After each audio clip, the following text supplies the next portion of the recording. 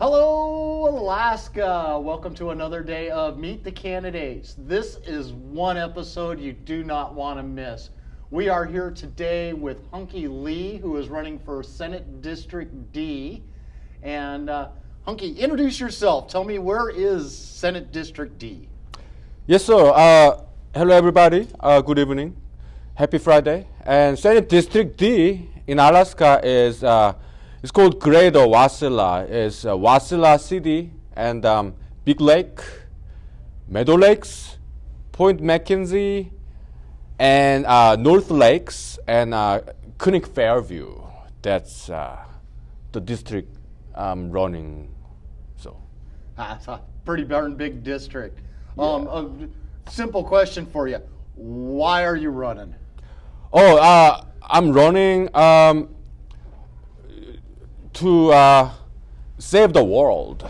I know what it sounds like, but I mean it.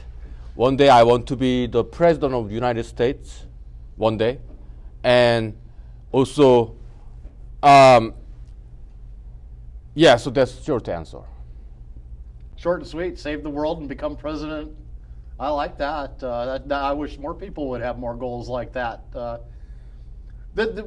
Today we're going to change things up. I mean, everybody that's out in the audience there, they have watched me do this several times with other candidates.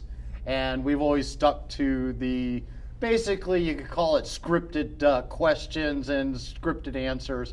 Mm-hmm. Tonight we are just going to sit back and shoot the breeze. Yeah. We listed several topics on the top of this post of this live video that we're kind of going to touch upon. And I'm sure we may even branch off into the many more areas beyond that. So how about we just jump right on in? Pick a subject, any subject. What would you like to start talking about? Well, let's talk about Wasilla. Okay. Wasilla does not need me. Why? It has no problem. Well, there are some problems, right? But compared to other cities, I'm talking about Greater Wasilla area, okay? They're fantastic. I mean, they don't have problems compared to other big cities down lower 48 or just Anchorage. Even Anchorage, right? Yeah, I mean, with all the controversy they got going on there, we've got Chris Constant making anti-Semite remarks the other night to a rabbi, comparing the Nazis and the Jewish concentration camps to the homeless. And then he comes out the following day with this half-hearted, not really felt apology, only because he was being told he had to do it. Yet here we are with the LGBTQ community. These are the leaders we've got that are inside of this membership there, and not a single one of them spoke up about the comments that were made. Right.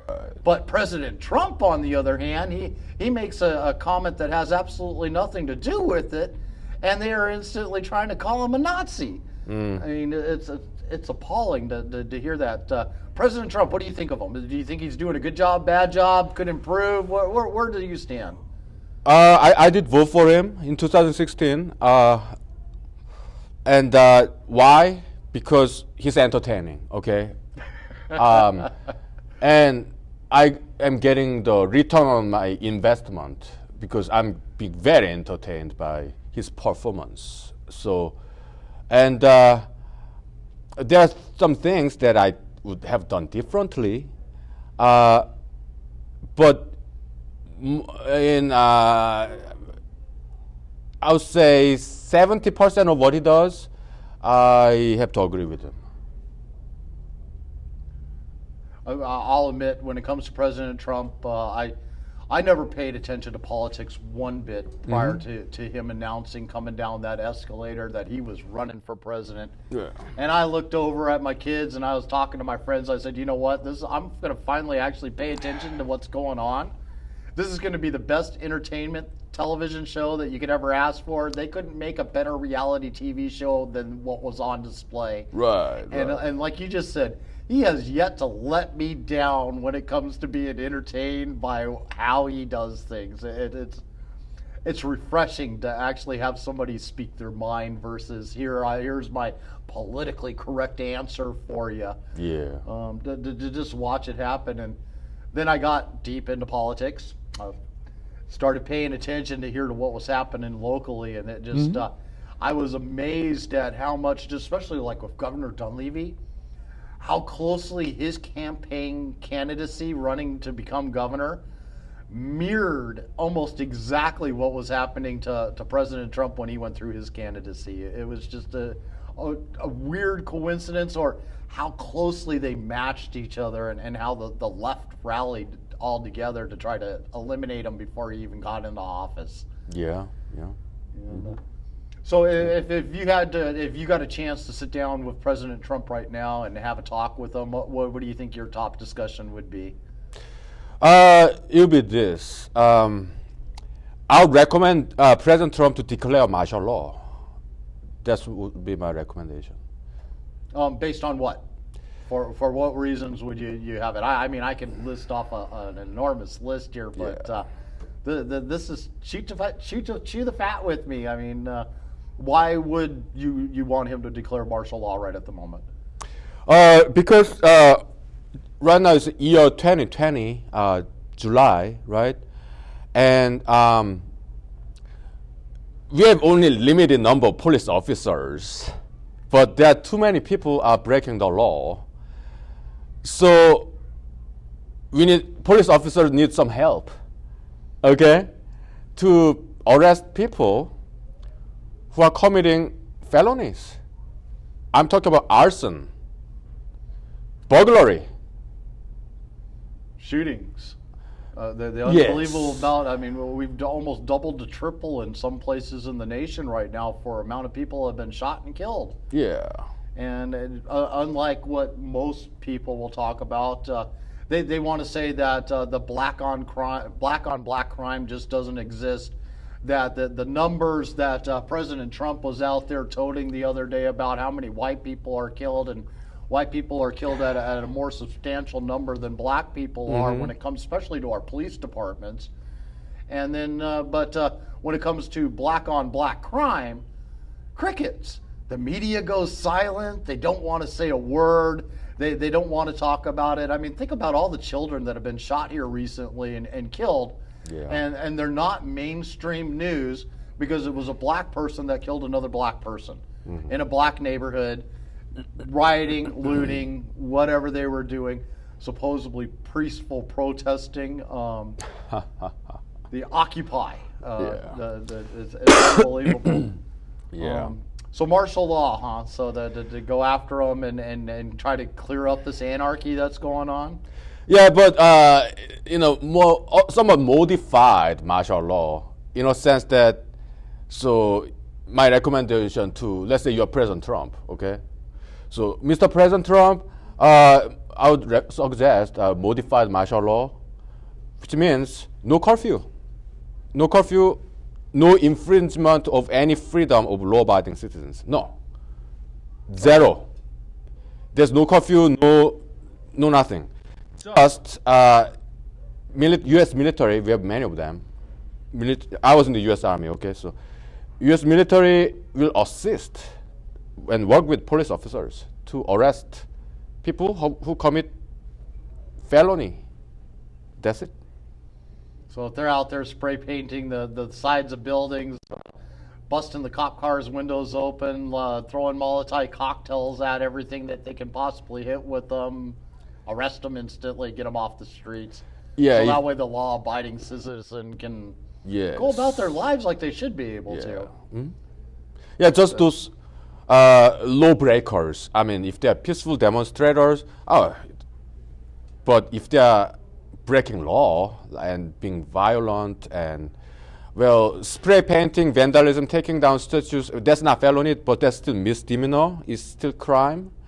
Punishable up to 1 year and up to $1,000 fine, but it's still, people still can go to jail for it. I'm a lawyer, okay, so, I could see all that happening there. We've got to do something in our country. I mean, it's completely out of control. I mean, we've got our own local example of that just happened with Senator Dan Sullivan. Those anarchist Democrats, the same ones that had shown up last year in the special sessions here in Wasilla, that were, and myself being in the center of it all, taking over the podiums, beating on the tables, demanding to be heard from, and didn't care what anybody else had to say. They were going to say their piece, and just total anarchy. And I'm surprised it didn't turn into a dark territory that year.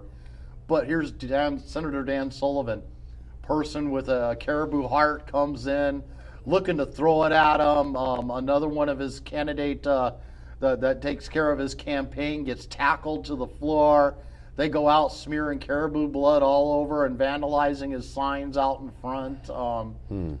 The anarchy in our streets has got to, I mean, and then the scary part is you go to the Alaska Democrat pages and you see them celebrating what happened. Just imagine if a conservative group came to a Democrat meeting and did the exact same thing.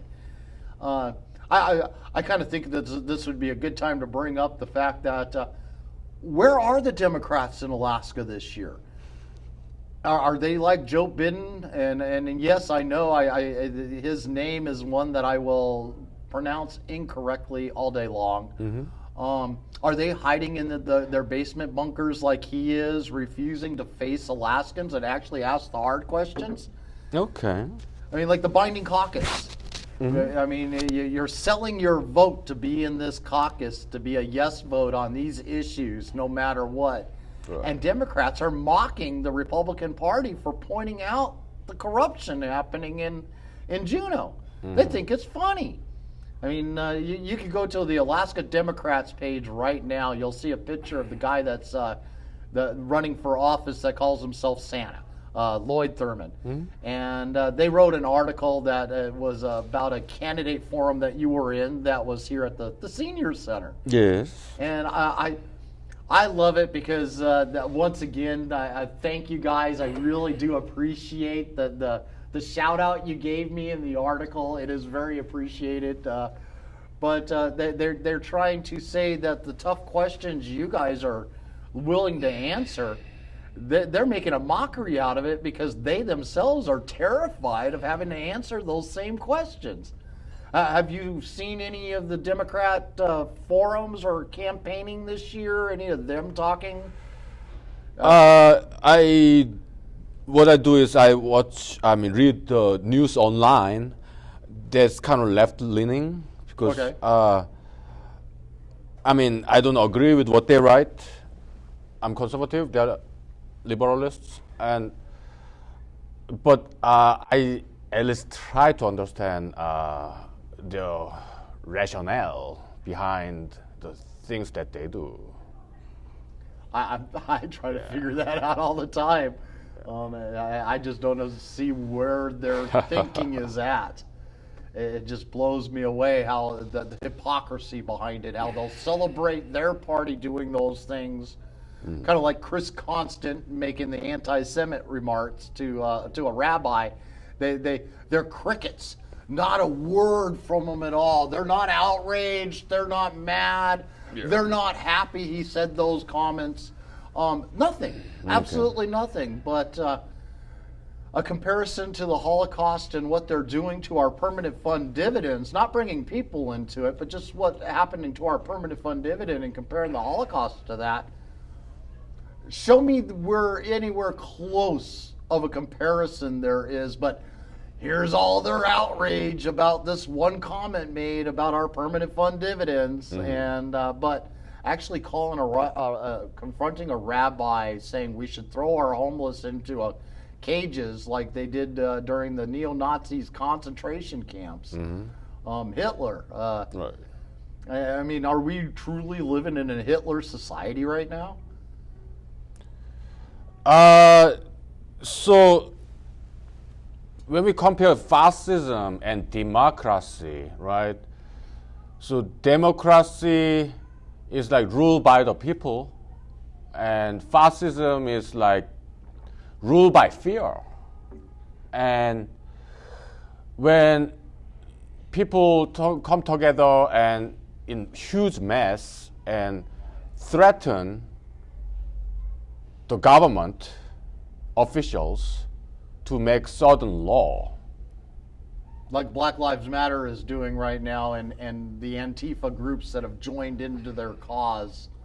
If you want to, they claim they're not a part of them, but they're marching right with them, standing in front of the police and demanding that we defund our police and change what it was systematic. Well, what's the word they're using now? I mean, I have a hard time wanting to roll it off at the end of my tongue. Systematic racism. It seems they're creating the racism themselves, and Democrats who are always saying, well, the parties switched, and that they're during the back in the 60s, there was a switch of the parties that the Republicans now became the Democrats of the old, and the Democrats of the new is what the Republicans used to be. But I don't hear the Republicans or the conservatives out there on a daily basis consistently trying to divide us all by race. What gender are you? What affiliation are you?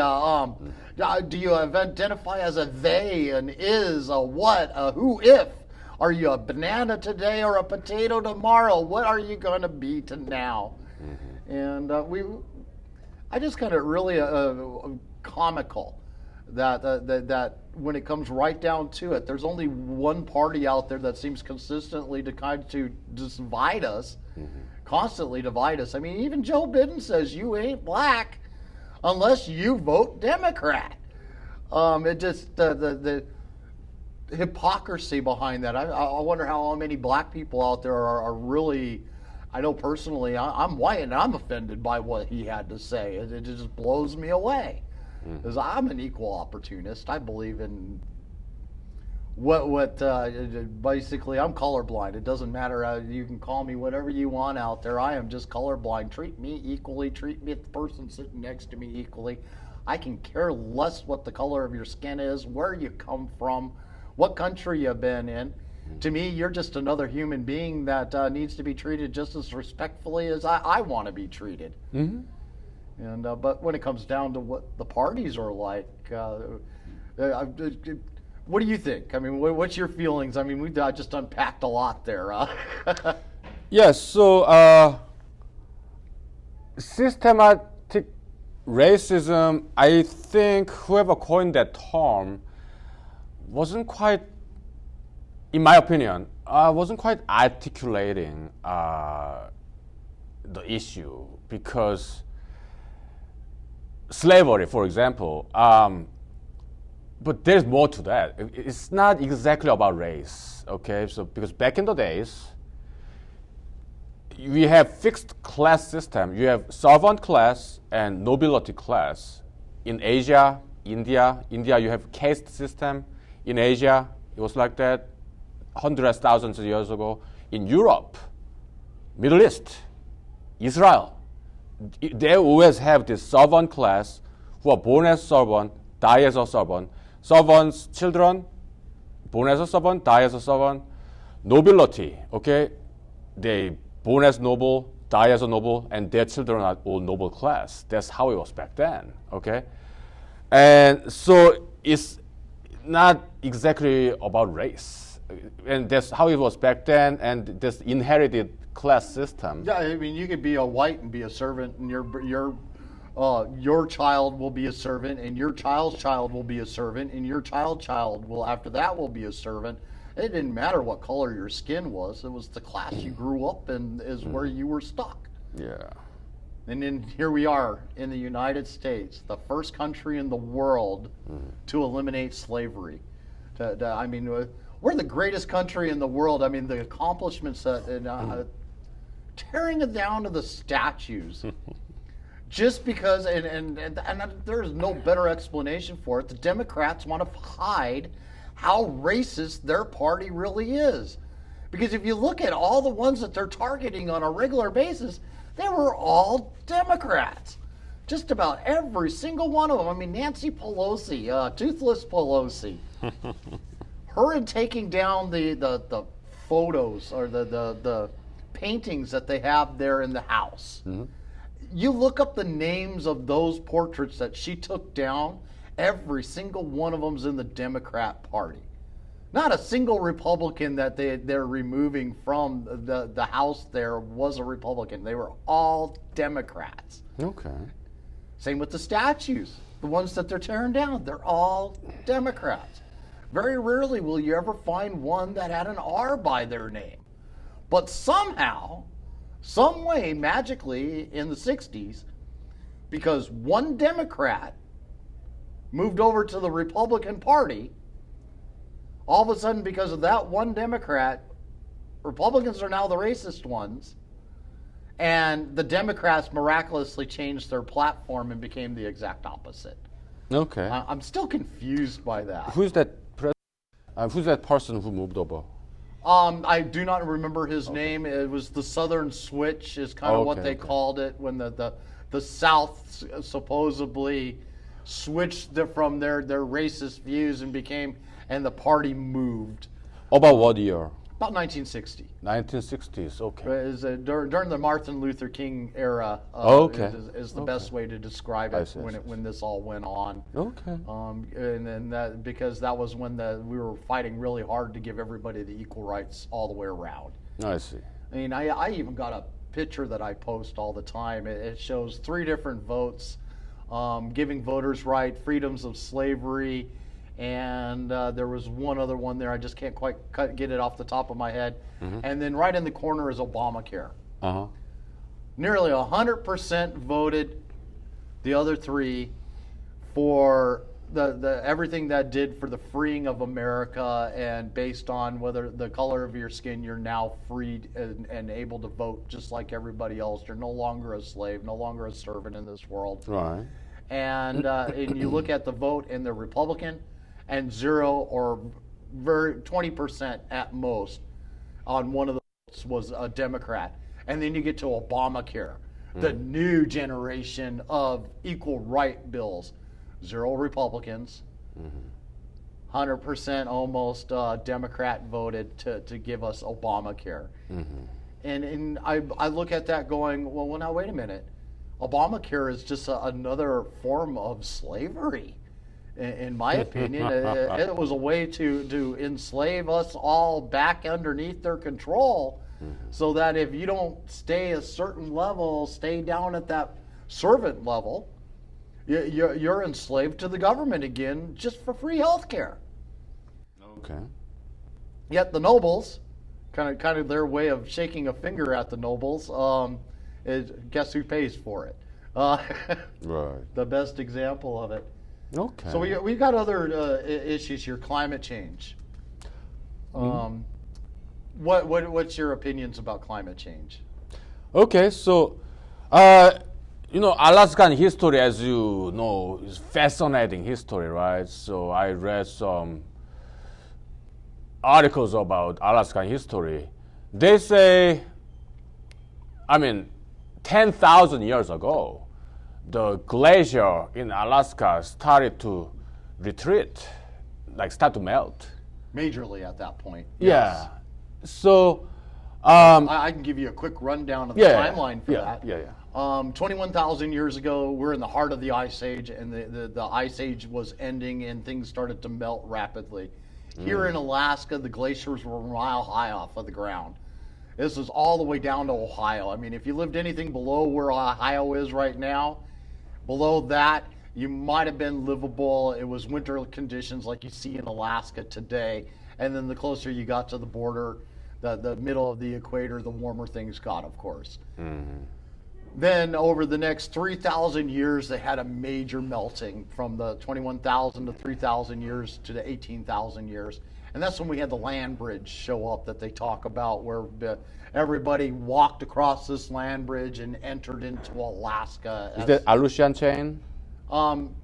It's kinda, yes. Aleutian chain, that part? But at this point, the ocean levels were 400 feet less than what they are currently to today. So as the glaciers are melting, the land that's now covered underneath ocean was an actual bridge to walk across. Okay. So right about the 10,000 to 7,000 year mark, we started out at 21,000. We've now worked all the way down to 7,000 years. We had a major melting that happened through that time, and our oceans rose. From the first 21,000 years to currently, it's only risen 400 feet. Up to that 7,000 year mark, can you guess how many of those feet that the water has risen was from that time era? Take a lucky guess. See if you can get it. You got 400 feet total to current times from then. How many feet in the first 14,000 years of the melt did our oceans rise?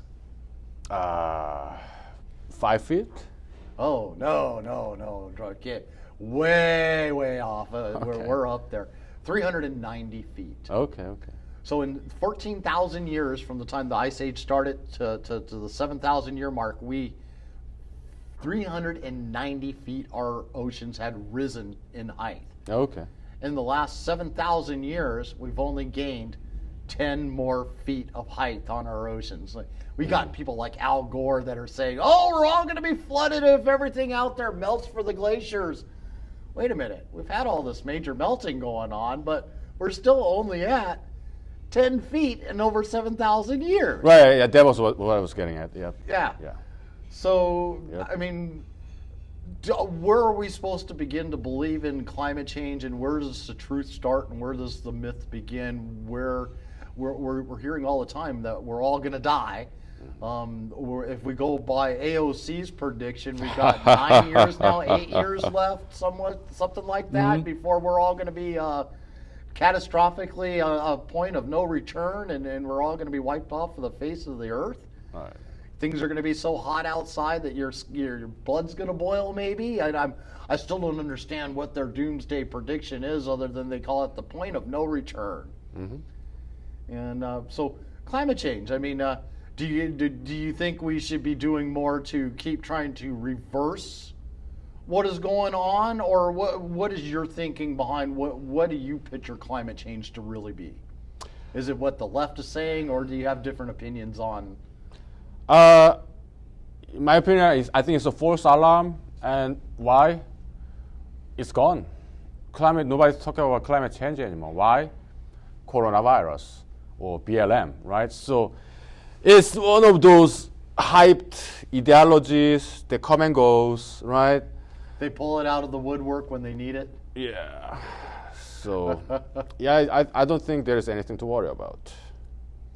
I was watching this video last night, and it was describing the current times that we are in, and how we went from the climate change discussion to the tariff wars on how it's going to destroy our country, to them trying to impeach our president for the Russia.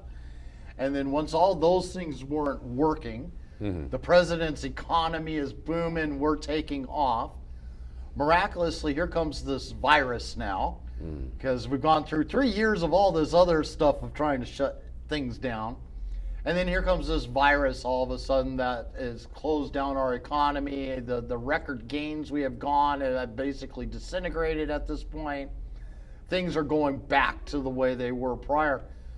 And the irony is I find out that President Obama at the time gave millions, if not billions, to the Wuhan province, where they've got the laboratories at to study the Wuhan virus, the China coronavirus, or the China virus, or whatever you want to call that virus. But you know, here to study this virus back in 2015, President Obama gave this laboratory multi-millions to study it. Okay. Everything the Democrats have attempted to do to stop President Trump from completely draining the swamp that is what we call Washington, D.C. down there, all of a sudden they're pulling it out of the hat. Who's this kind of a conspiracy theory type thinking here right now. None of this has been proven, but nothing says it's not true. Okay. The stuff that they were documenting there just seemed way too accurate. How do you stop a president that's draining the swamp, whose economy is better than they've ever seen in the last 50 years?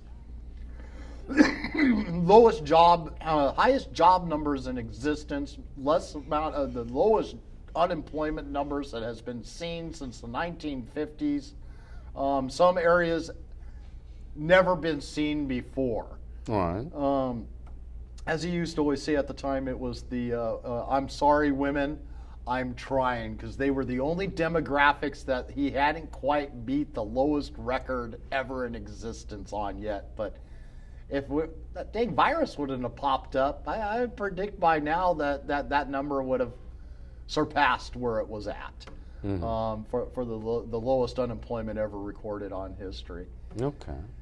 And so here we are, the President Trump dealing with the coronavirus. He's got the PPE supplies are flowing out. The masks that are needed are flowing. The respirators that were of short supply are now a surplus, and we're shipping them out to other countries because we've got so many of them built. Right.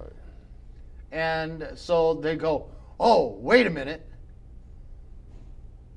Trump is fixing this problem. We can't have that. Lo and behold, here comes George Floyd. Yeah.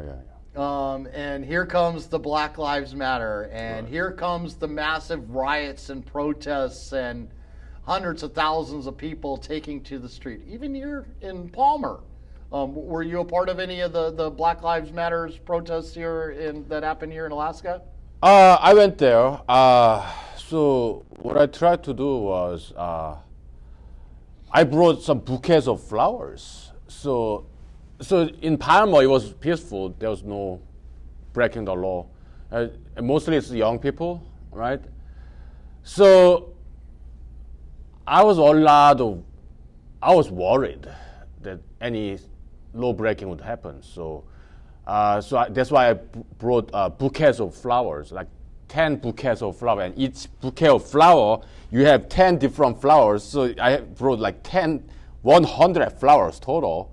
And I handed them one by one to protesters so that they don't break the law, and also to more conservative people who are watching that protest. I gave them flowers too. And also, not only that, I will also handed out my campaign card as well. So it was part of my campaign, Yeah, I always do this, okay? Like, pick a card, any card, please, It says the same thing.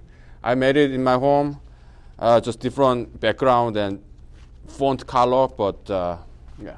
So, I'll admit that was the most exciting time that I ever had. I have never been surrounded by approximately 2,000 people and be smack dab in the center of it all. Yeah. I led the march as they were walking out, live streaming the event as they were walking out to go do the parade down the street to the Palmer police station down there, and then come back down Main Street there in Palmer, to be out there in front of them all, and then just stop and watching hundreds and thousands of people go walking by me as I was recording that. It was an experience of a lifetime. I'm not saying I agree with the messages that they have, but I'm not saying I disagree with them neither. Right. I was there in solidarity with them in regards to, I don't believe what happened to George Floyd should have ever happened, and that police officer should be seeing jail time for his actions. But then I've still got a big question that media has yet to answer. Okay. What happened between the time that he was sitting against the wall and the time you see him with the knee on his neck? They've come out with different things in news media here recently saying they've let the press see some of the cam footage that they're not going to let us see, so that they could write their own take on it. But the defense attorney of the police officer wants the whole dang thing revealed for the public to be able to weigh in on what happened. So what happened between the time Floyd was brought from the wall to the time he was getting put into the police car to the time that we get to re-see again with the knee on his neck? Because we're missing 10 minutes of video there that nobody gets to know what happened. We have to live with the opinions everybody else gives. Is this another hands up, don't shoot? It brings a lot of questions. Even 60 Minutes. I was watching their episode about it, and 60 Minutes asked that very same question. Where's the video for that area there? And now the the judge and is hiding it from us all. The police department's hiding it from us all. It's like, why don't they want us to see it? Which brings me back to my conspiracy theory. Okay. The virus was darn near taken care of, basically wiped out. We weren't seeing a big insurgence of it. People were social distancing. The country's reopening back up. Things are going very, very, very smoothly. We're not seeing huge spikes. It's defeating the Democrats' platform. We got to do something to disrupt Trump. He's starting to succeed again. And so what better way than to get Black Lives Matter stirred back up? I mean, if you go back to 2016 or 17, somewhere in that area, if you go back and look at the timeline, just about every time there is a major election to happen, 14, 16, 18, 2020, Black Lives Matter is directly in the middle of the scene. Where are they in the odd years? Where were they in 17? Where were they in 19? You know, we didn't have no big major riots with them. Just trying to figure out, kind of, you know, why is that? The conspiracy theories. I mean, I'm talking a lot here. Come on, give me some. So, my guess would be, police officers, their job is very dangerous, and because they deal with dangerous people, so they have to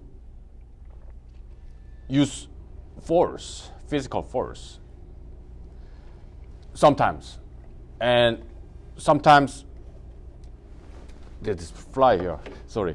Sometimes mistakes happen, okay, because they're human beings, okay. So that's why in American jurisprudence there's this qualified immunity doctrine, okay. So it's not absolute immunity, but qualified immunity doctrine. So to protect police officers from liability, basically, so that they do their job efficiently, okay.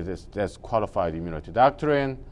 And so people have died before during the arrest, especially when they resist or run away from police officers, okay? But when it happened in Minnesota, was it St. Louis, Twin City? Minneapolis, Minnesota. When it happened, so why is it? It's a big deal. Some person died, passed away. Yeah, we are sorry, but that happened before. It's nothing new. So why? I mean, shoot, Chicago and places like that, 30 to 50 people getting shot every weekend, 30 to 50 people dying every weekend. Why aren't they seeing the same type of publicity? Well, my theory is this. Probably it's because people during this coronavirus situation, pandemic, right? People were locked inside of their houses, so they are bored, and they are running out of money. So they need food, and they need to have some fun. I think that's what happened. That sounds like the AOC excuse going on there, because that's kind of what she just got done saying here the other day, that these people are starving, they can't pay their rent, and that they're rioting because they need to put bread on their table. I wish I was joking, but she actually said that. Okay.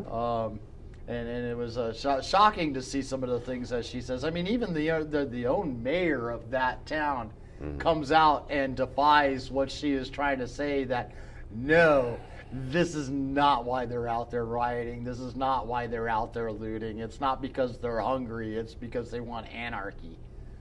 Cause the destruction, as much noise as possible. You brought up fascism earlier. I mean, that's the goal of Antifa, is to destroy. It has nothing to do with trying to fix a problem. It's how much anarchy can we create out there in society and disrupt it all.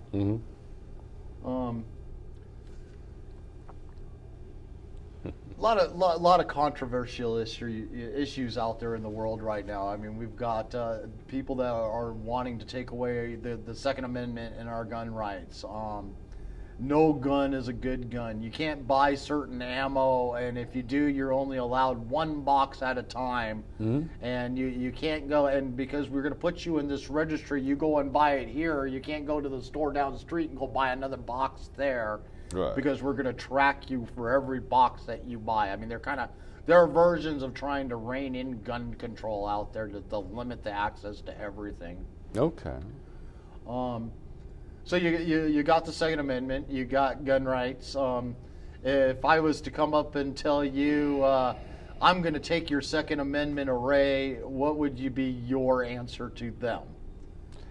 How would you fix the problem for everybody that lives in the USA? Do you got a solution you could think of or something you would like to do? Yeah. So, I'm pro-gun, of course. I'm conservative, Republican. I have a gun. I used to have 5 when I was in Texas. But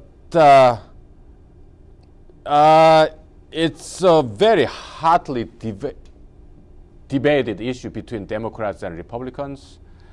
And I do understand what Democrats are saying because, like, urban cities like New York City, Chicago, a lot of people are dying from guns. So I understand what they are saying. But the thing is this, if people... But it's not the legal gun owners that are causing it. Right. So if a person want to kill a lot of people, they will find a way. For example, in the Middle East, where there are a lot of terrorism going on, they don't sell guns in stores, right? But there are more terrorism in Middle East than in America. So even if there is no guns, people will find a way to, if they want to kill a lot of people, and that's what's going on in Middle East. They do not sell guns in Walmart or stores like we do here. So we see it in like England. They ban all guns and they go after you with a machete now. Yeah. They ban all guns, and here we're going to constantly blow up and do bombings everywhere instead. Right. You're right. They don't need a gun to be causing anarchy or killing people. They're going to find a way. And it's sad. Yeah. There was a candidate the other day that I can't remember if it was at one of the forums or one of the interviews that I had done. And he made mention that he goes, I've got a cure for everybody. We're just going to stick a Howitzer in their front yard. We're going to give everybody the keys to their own F-35 fighter jet. And they're all going to have one battleship sitting out there in the water ready for use anytime they want it. Boy, watch how peaceful this nation becomes if that was the case. Yeah. It was like, this is like I could understand his reasoning. It's kind of like the way Sweden used to be at one point. Used to be one of the safest places in the world. Everybody wanted to live there because everybody owned a gun. They took all the guns away. Look at how Sweden is now. Yeah. There's no peace there anymore like it used to be. It's one of the terror zones that they try to keep off of the news. It's scary what it turns into. And they do that here in the United States. I see us going right down that same path. People think the anarchy's bad now, the riots in the streets are bad now. Wait until everybody starts carrying a machete around instead. Yeah, I hear you. So what about marijuana? We're a state that allows you to smoke. You can take it to your own home. They're even talking about, if they haven't already done it, I believe they have in some places have at least approved it, on-site smoking now. And then do you feel that everybody should be allowed to smoke marijuana? You for it? You against it? Where do you stand on that? Hey, can I go grab my coat real Yeah. quick? So I'm a little bit... Yeah, I'm not trying to dodge the question. I answer you. Oh, no. No problem. For all you guys tuning in out there, this is Meet the Candidate. We're at Huhnkie Lee right now. As you can see, we are completely off script tonight. This is a must-share episode. You won't hear an interview like this anywhere else, I guarantee it. And I'm really enjoying the conversation that I'm having here with you tonight. And So far we've gone across like climate change. We've talked about President Trump. We've touched upon Black Lives Matters. We've brought Antifa. We've got all these different areas of issues that were there, and now we're going to branch off into marijuana. Mm-hmm. And of course Alaska's legalized it. So, what's your viewpoints about marijuana or drugs in general? I mean, well, let's just not limit it to just marijuana. What about heroin, cocaine, you name it, LSD? I mean, the good old, as they used to say, the good old 60s, you know, drop a couple of drops of LSD and sit there and just lay back and watch the moon and everything else, just sit there and wave all over the place. Right. Pink Floyd and the Wall is what I always think of whenever I think of LSD and the songs that he had. So, what's your feelings? Oh yeah, well, you want me to be honest? Yeah. Do you want me to be honest? That's why we're here. We're unfiltered. I'll be honest, okay? I have smoked marijuana, okay? When I was in college, I went to Madison, Wisconsin to major computer science, okay?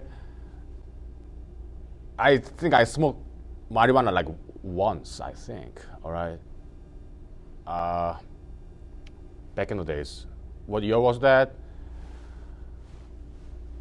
2003, 2002? No, more like 1999, something like that, okay? So I smoked once, and I didn't quite like the way it made me feel. Yeah, I got high, but I didn't quite like it, okay? Then the second time I smoked marijuana, I was in Los Angeles, California, okay? Not to be racist or anything, but yeah. Is it like the chronic marijuana that we see nowadays that full of crystals, bright green leaves that literally you just look at it and go, oh my God, you take one powerful toke off of this stuff and you're just coughing forever? Or was it the Mexican dirtweed that had so many seeds in it that you spent 5 days picking all the seeds back out of it just to roll a joint? Mm-hmm. Do you remember what kind of? It was just like cigarette kind of. Okay. Smoking a joint then? Yeah. So the second time I was in California, and then the third time I smoked marijuana in my life was in Alaska. Okay, and that one tastes really good. When in Alaska, just like everything else, we're the biggest, we're the best. Yeah, but having said that, I don't smoke marijuana. Okay, I smoke cigarettes and I drink vodka. That's what I do. I drink wine, beer, whiskey, but mostly I drink vodka when I'm done with all the work. Shaken, not stirred, or Can resist the Bond joke there. Yeah. Sorry. Sure. So when it comes to legalization of marijuana, when it was happening, I vehemently opposed that because there's some scientific study that suggests marijuana is bad for short-term memory. Okay, I did experience some short-term memory loss, so I was concerned because if young people smoke marijuana, and if they cannot have good short-term memory, then how can they learn, right? And adults, if they're working and their short-term memories goes down, then their job function will be negatively affected. So that was my concern. And I was also concerned about this domino effect. We legalize marijuana. Will we stop there? What if people get fed up with marijuana? Will they want something stronger, something new, like LSD? So will people start to legalize LSD, heroin, cocaine? Well, they always called it the gateway drug when, I remember back in the 80s and 90s that smoking marijuana or smoking cigarettes was the gateway drug into harder things as you grew up. Yeah, that's a pretty darn good question there. Yeah, so I was concerned, but nowadays there are a lot of marijuana businesses in Alaska. So I do still have some concern, and my close friends, some of them smoke marijuana too, and so I just stopped talking about it. That's my honesty. Easier than creating waves sometimes. Just I say that because when it comes to politics, I have learned not to talk about it with my friends anymore. Yeah. Because they just don't have the same kind of passion that I do. I become very vanilla in my conversations when it comes to that, other than when it becomes election time. Do you need me to come pick you up? I'm more than happy to pick you up and drive you with me so that you can vote, that kind of thing, just to get them out there. I don't care you don't know what the issues are. I want your John Hancock down there on that piece of paper, and you get out there and vote. Pick whoever you want. If you want to learn more about the issues, I'm more than happy to talk about it with you, but boy, they want to... There's a hard to do when you grew up. I grew up in a very liberal family. They followed the Democrat platform. Their views and viewpoints have always leaned towards that direction.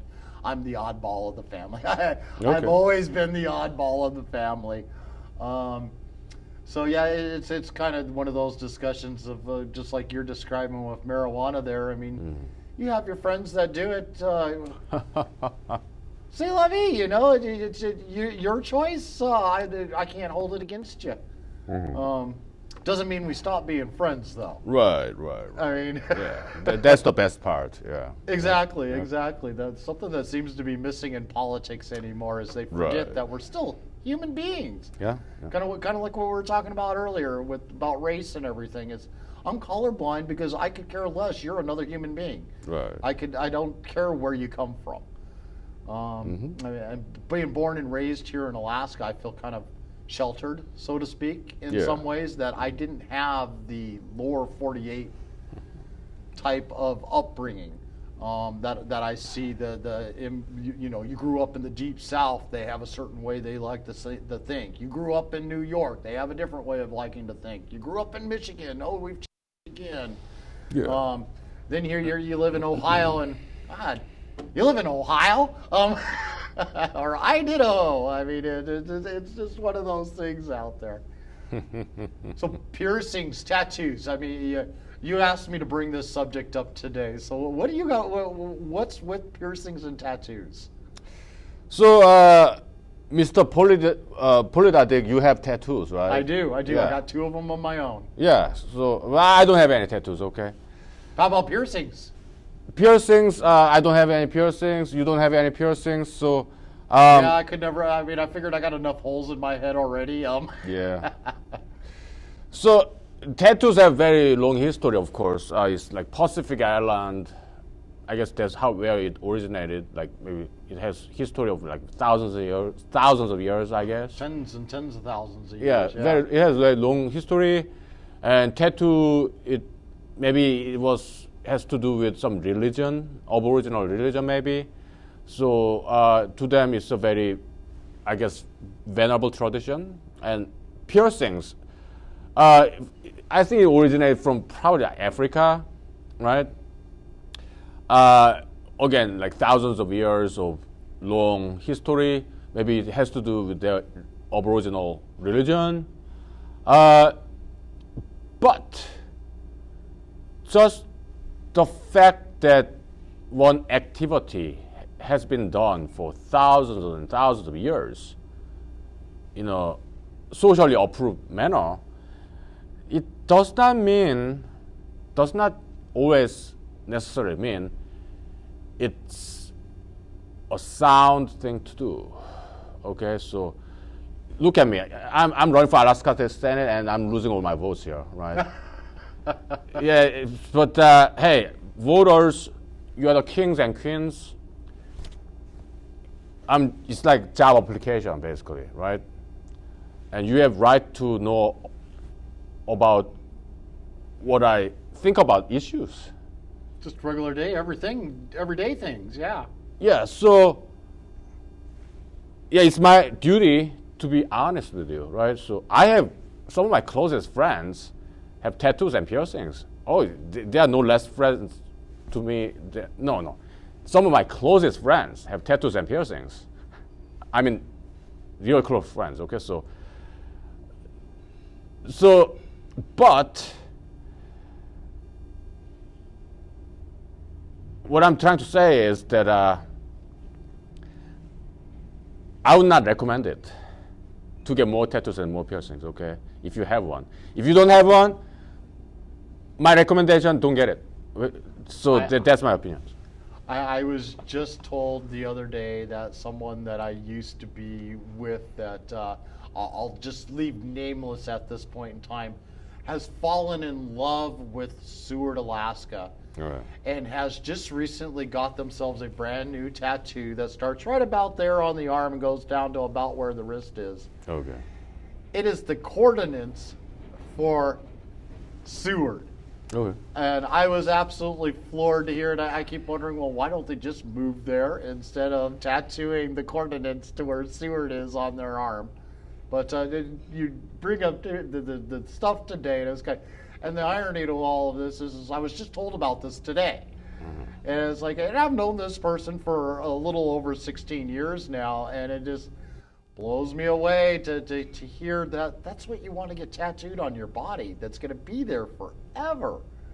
And what people do. I mean, even my own tattoos are very controversial at the time. My first one that I got, I think I was 12 years old.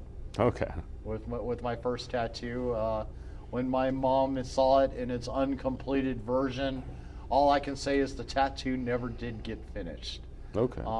It's just the outside sketching of what it was supposed to be at the time. Mm-hmm. And then my second tattoo is just one that is just not meant for public television or social media. Facebook would probably end up banning me off of Facebook if I was to publicly be showing my tattoo. But I always got a chuckle because I use it as a picture all the time. Okay. So it's kind of one of those things. Can I say one more thing? Sure. So, but what if you're a tattoo piercing business owner, tattoo piercing artist? I have a suggestion for you, okay? It's a suggestion, all right? So please bear with me, okay? Please. So, what if you have fantastic artistic skill like carving, right? What if we start tattooing, piercing cell phones, laptops, cars, furnitures, right? With the same skill set, right? So we start tattooing, piercing cars, maybe pets. That was a joke. Or cups, bowls, furniture, whatever objects, okay, cell phone, laptop, okay, that would be my suggestion. And my guess, you will make a lot of more money, okay, because human body, there are only so many people and so many areas in human body, but if you start tattooing, piercing, furnitures, cars, everywhere, like objects, okay, I think you will make a lot more money, okay, so. Because I'm conservative, I'm very protective of business, private business, so. Well, they're darn good artists. I mean, Yeah. the folks that do tattoo work out here, Yeah. I'm amazed at what they're able to accomplish. I mean, here's my stick figure. That's about as good as I get when it comes to doing artistry out there, and to see the works that they do and the sleeves that they'll make on people. It's amazing stuff. And so why are you against a piercing or tattooing on a person versus taking their skill and moving it into body paint on an automobile, doing the graphic artworks onto that and stuff like that? Why the animosity towards the human body versus an inanimate object? Because before I got into politics, my hobby was mathematics. I would just study mathematics in my spare time. I'm interested in like logic, philosophy, all that stuff. So also science as well. So human nature is this, okay? So there is this saying in Western culture, I'm not sure it's Eastern culture, probably Western culture. Yeah, change is the only constant in the universe, right? There's this saying, I don't know who said it, okay? Change is the only constant in the universe. Okay. Yeah. For example, climate change. Yeah, it's been always changing, like up and down, icing, de-icing, icing, de-icing. Okay. So change is the only constant. Okay. So, and so are we. We are part of the universe. Okay. In philosophy, it's kind of Eastern philosophy, like human being is microcosmos of the universe, and universe is the macrocosmos of human being. And in Christianity, God created Adam, human being, after his own image. So God is like universe, human being, mirror image, microcosmos of universe. Okay, so if universe changes, and we are kind of mirror reflection of the universe, so we change too. So, but tattoo can be removed, but it's very expensive, right? So burning of the skin away. I don't know. I cringe at the thought of ever removing a tattoo. Yeah. So let's say if I'm dating Jane, so and you got Jen written on your arm. Yeah, Jane. Then I don't have money, so we end up breaking up. But I thought I would forever live with Jane, marry her forever. But it didn't happen. Okay, so I divorced, I guess, and then I started dating Mary, and she looked at my arm. Hey, who's Jane? So they awkward, right? So because people change, right? So that's the permanent marking. That's counter to human nature. So that's, and when it comes to piercing, So yeah. Do you think maybe they should put an age limit on how old you got to be before you get your first tattoos? I mean, like I said, I was 12 years old when I got mine. Yes, at that time it was still illegal to get that one at that age without a parent's consent. But I lived in an age where we didn't have cell phones that recorded everything you did in your life. There's a lot of stupid things that I'm sure that you might have done, or I know I've done in my lifetime, that I'm just glad I don't live in today, growing up back then with not the technology we have today. I wouldn't be the person that I am at this point in regards to like getting a tattoo. I never probably would have done that at that age. I would have been going down a completely different path than where I am now. And but as you're describing it, the younger you are, this is a lifetime commitment. When you get a tattoo, I won't mention how many old people that got something tattooed on them. Mm-hmm. That age didn't treat it very well. It's now sagging and drooping and doesn't quite hold up to where it used to be, and it's so distorted now. You go, why did you ever get that tattooed in the first place? It's kind of funny when you watch this. Really, I always think of the sailor tattoo where they've got the pinup girl tattooed on their arm, and then you look at them when they're in their 60s or something like that, and they now have that same tattoo on their arm, but they've also gained a lot of weight since then. So this little skinny pinup girl that they had on her, now it's just this big, huge, voluptuous woman that's there instead. Okay. It doesn't quite look the same. Good. That lifetime commitment there. Well, to answer your question, I believe we Republicans, we probably think the same way in most issues, right? Yeah. So as a Republican conservative, I believe the only good government is small government, right? So no regulation. And can I finish my sentence of a piercing? Sure. So piercing, traditional female piercing, one here, that's beautiful. Yeah, okay, the earrings, that's beautiful. But I'm talking about traditional Western, also in Asia too, Eastern, Western. But I'm not talking about some modernized. Those piercing, the nose piercings, the lip piercings, or this, like whatever. The disc, yes. Yeah. So because it's inconvenient, okay. I mean, if you have piercings, they're like, it's kind of inconvenient to wash your face, blow your nose, and I always wondered how the ones that got the nose piercings get away with doing what you just described. They're blowing their nose. Yeah, I mean, some people pierce like inside, right? Yeah. Okay, that's kind of inconvenient to eat your food. So, so that would be my objection to those popular, very mainstream. It wasn't like this 20 years ago in America. It wasn't. Okay? Yeah. And so it's quite recent development. And I'm just saying, I'm not going to make any law. Well, 20 years ago, we had, I mean, if you had piercings going on, you were a punk rocker. Your hair was sticking clear up the top of your head. It was multicolored and rainbow. Right.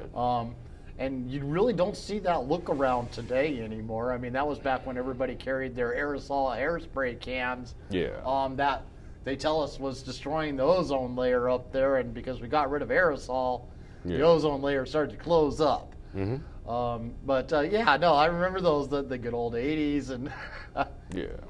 none of that stuff, you're right. It's really become more now versus then, especially over the last 10 years or so. Yeah. So again, if I get elected, it's not very likely, but hypothetically, if I get elected, I'm not going to make any laws in that issue. It's just my recommendation. That's all. All right. So. Well, I'll honestly admit, if I had to choose you right at this moment in time, based upon the way of your thinkings and stuff like that, I would love to elect you, just because Thank you. You would be a very you simply enough, you would be one of those candidates that I never knew what I could expect to happen next, and I really don't see you being bought out for your own opinion on what you would want to do. If someone says, well, this is the way you're going to do things, and you thought differently, I could see you going, no, we're going to do it like this instead. And if you don't like it, tough. No, that's my answer is no. I can't do that. Thank you. So in democracy, you the people, you are the kings and queens, you are the absolute rulers. That's how democracy is supposed to be, ruled by the people, right? So the republic is. Yes. Yeah. Yes. Right. So that's how it's going to be. I mean, I'll be representative government, the public servant, because let's say somebody else get elected, not me. Okay. Oh, hey, you are the boss. Me, job applicant. Okay, so people cannot be wrong. In voting system, they're like kings and queens back in the days, okay? There's today's people. You cannot be wrong. You're absolutely right. You're always right. You're like God, okay? You are the absolute ruler. So you vote for somebody else, that was the right thing to happen. That's what I say. And I will support that candidate, okay? Because those candidates, they're fantastic. And I would vote for any one of them, okay? So, yeah. Well, like I said, I would vote for you right now. And to put it very bluntly, it's because of I would love the entertainment factor. Oh, thank you. Behind it. I mean, this is the most enjoyable interview that I'm not meaning to be offensive to any of you other candidates that I've interviewed, but this has really been one of the most enjoyable interviews that I got to do. Thank you. To sit back and actually just chew the fat about who cares, but let's talk about it anyways. Yeah. Big issue in government going on out there, the Me Too era. Yeah. I mean, we watch Brett Kavanaugh, and I like beer. I mean, everybody loves beer. I mean, come on now. There's very few out there that don't. But you're more of a Scotch and whiskey and give me my vodka kind of person. And myself, I'm a wine guy. I love my wines. Oh yeah, wine is good. I don't mind a good beer, but they're far and few in between for what I would classify as a good beer. Okay. But we've got the Me Too era that seems to be creeping up all over the place. We watched Brett Kavanaugh almost get taken out for allegations of people writing in stuff decades after it actually happened, trying to make claims this was said back then. Yeah. To representatives here in Alaska, Dean Westlakes, Franzler, Carl Johnstone and he and a few others that have been tried to be either been completely removed because they did do a Me Too. Okay. Or removed because of a mysterious unicorn that flew out of the sky and whispered in some person's ear that they have something Me Too on them. Yeah. And we just can't elect this person because of that. Okay.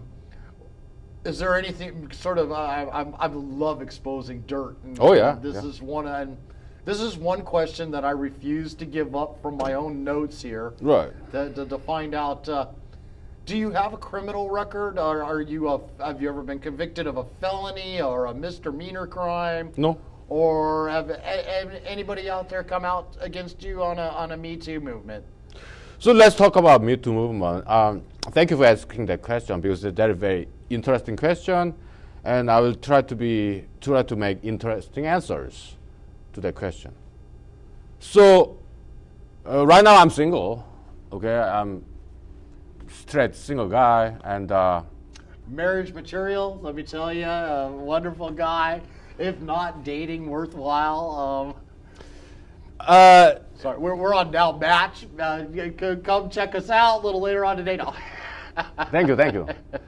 So I'm a single guy, and but I used to date a lot.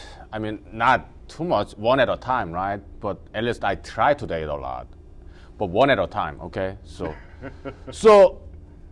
have I made some mistakes in my past? Yeah, many mistakes.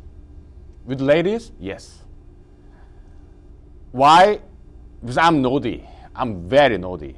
Okay. Wherever I go, I'm kind of troublemaker, kind of. Okay. So I get into when I was younger, I used to get into some troubles. Okay. Nothing illegal or anything. When I was in elementary school, pranks and stuff. If I stuff. was to say what I used to say in my younger self, and I was to try to say what I did then now, I would not be sitting in the chair that I am in currently at this moment. And I'm pretty sure from the way it sounds that you'd be the exact same way. You would not be in the chair that you are in now if your younger self was sitting in current days and times right now. Correct. Yeah. It's kind of like the statues issue, you're tearing down history because you want it to be like now, not like it was back then. Mm-hmm. And so anything else along the Me Too lines for yourself? I mean, it sounds like you had other than being a normal human being, you don't have anything noteworthy of someone out there that would ruin your chances of being elected. Oh, hey, that's totally fine. I think it's even fair. But most likely they won't come out with stories. Why? Because they know I don't have any money, okay? I'm not Mr. Harvey Weinstein. I'm not President Trump. So there's just no money, okay? No Stormy Daniels in your life? Oh, come on. I have a hard time believing that. No, I'm just kidding with you there. Yeah, but many times, I mean... Well, watch, I'm going to probably owe royalty rights just for naming the person's name there. Yeah. And don't worry, I'm just as broke as he is. Right. So, I want to take this opportunity to say I'm sorry to all those ladies where I was mean, perhaps too naughty, and I'm sorry. Because hey, we guys, we are kind of dumb. We are not very smart, okay, when it comes to dating or never been married, okay. But we guys, we make a lot of mistakes. So please forgive us, please. Thank you. And seems my mic is giving me a little bit of issues here. Hopefully everybody can still hear me pretty good. I'll just keep talking until it goes dead. And so let me see here. We've covered a hell of a lot of different issues today. Mm-hmm. Is there anything out there that maybe we haven't touched upon? You want to? Wait a minute. Oh, you were telling me about being on the Dan Fagan show earlier today, or a talk show. Yeah. Tell me about that. You were filling me in, but I'm sure the audience would love to hear the story about you. You were on Dan Fagan this morning. Yeah. Some things got said. Segue. Oh, it is hilarious story. Okay, so yeah, I called Mr. Dan Fagan show before, and also Mr. Mike Porcaro, and also Mr. Tom Anderson, and back in the days, Mr. Rick Rado, Mr. Dave Steran. Yeah, I'm a regular listener, regular callers. But this morning, I called Mr. Dan Fagan early in the morning, and he had Mr. Mike Porcaro in the show, and I didn't know why. Okay, so I called in, and hello, Mr. Dan Fagan. Hello, Mr. Mike Porcaro. Today, I want to talk about voters and democracy, but that's not what Mr. Fagan wanted me to talk about. He wanted me to talk about Mr. Mike Porcaro, and I had no idea. And he said, "Hey, do you have anything to say about Mr. Mike Porcaro?" And I said something like, "Oh, I'm his number one fan. I'm your number one fan. But today I want to talk about voters and democracy." And he hung up on me. Oh. And so I had no idea why, but so I kept on listening, continued to listen to his radio show. Later on, I learned that it was 50th anniversary of Mr. Mike Porcaro's residence in Alaska. That's why he invited Mr. Mike Porcaro to the show. I was like, oh my goodness, what did I just do? I was all about myself. Oh, you radio talk show? No, I don't care about you. It's all about me. I'm going to say what I want to say. So that's how it went down. Okay, so I'm sorry, Mr. Dan Fagan, Mr. Mike Porcaro, if you're watching this, I apologize. I will stop being arrogant, and I will stop being rude. So sorry. My apology. Won't happen again. So it sounds like you've had a pretty exciting day today, then. So. Yeah, it was interesting. So. Well, let's see. We covered a lot of issues today. I mean, Alaskans, I think for the first time are actually getting to see what I wish more people would get to see is who the candidates really are. Listen to what their opinions and thoughts are on everyday society and going on out there in the world. And that there's issues that we've got to deal with that are real life issues that you'd be facing if you got elected, that the people out there that are running for office seem to want to make us all believe they're uncurable. But the cure is it's just to tax more. And I just have a hard time seeing how throwing more money at a problem that keeps getting worse fixes anything. Mm-hmm. And is there anything else you'd like to talk about? Yeah, this tax issue. So, of course, I'm Republican, right? I'm a Christian too. So Christian, Republican, conservative, right? So we pretty much think the same way, all the candidates and all the voters. And so lower tax, right? Because money belongs to the people. And then how can government run? My recommendation to politicians is this. They should focus on creating businesses. And I have many ideas, but I don't want to make business myself. I just want to give ideas for free to the people so that they do it and they make money, okay? If I get elected, what I would do is get rid of regulation, okay? For example, if I get elected, my first bill will be legalization of farming Alaskan animals and Alaskan plants so that people make a lot of money. And we are farming Alaskan animals and farming Alaskan plants, so they will never go extinct. Why? Farmed animals and farmed plants never go extinct because people make money. They make sure they get reproduced. And so this Alaskan bear, if we farm them, we can release maybe 10% back to the wild, no problem, okay? If we farm Alaskan bear, okay, we have fur, which is very expensive, bear fur, okay? Bear rug, right? And we have bear meat, and we can make jerky with bear meat. Okay, so like Alaskan grizzly jerky. Okay, so that's gonna be international sensation. Okay, and we're gonna make a lot of money. Okay, so. Well, shoot, in Japan and China, I mean, it's a herbalistic medicine that is highly prized and very sought after. Yeah, I could see that. But being a conservationist like I am when it comes to our wildlife, as long as it was farmed, I would have absolutely no problem with it. But if we're talking about going after the wild game, on the other hand, and doing that, that's kind of where I would end up having to draw the line on my own personal feelings towards doing what you're describing there. But then we get into PETA, and we'll have those guys and all the screaming. I mean, hell, we just got the release to be able to choose our own regulations for hunting here in Alaska. Right. Just went through the Supreme Court, finally got approved that Alaska's, for the first time in a very long time, is in control of our own wildlife and harvesting out there, which hasn't been happening before. Wolf hunts, bear hunts, caribou, moose. Finally, Alaska's regulations are rule of the land, not the federal government and those that live elsewhere. Right.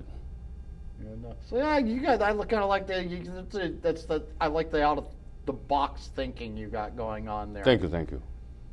And so we'll go into one more here. Resources. We got timber, oil, fishing, mining, all the things that, I mean, Alaska is one of the most vast resources in the United States. We have more here than anywhere else, just like the size of our state. We're the biggest, we're the baddest, we're the best. Yes.